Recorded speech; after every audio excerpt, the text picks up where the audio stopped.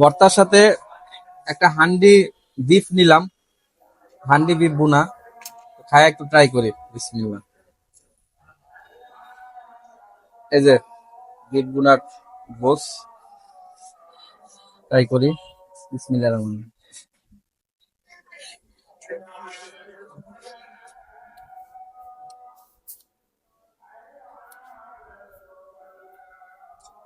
স্বাদ আছে, সফট আছে, গোস একেবারে নরম হয়ে গেছে। হ্যাঁ, বিফ বুনার এটাই হচ্ছে বৈশিষ্ট্য, গোসটা একদম নরম হবে।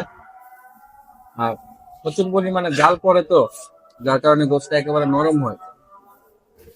তো কুমিল্লা আসলাম, ট্রাই করলাম বিভিন্ন প্রকার খাবার।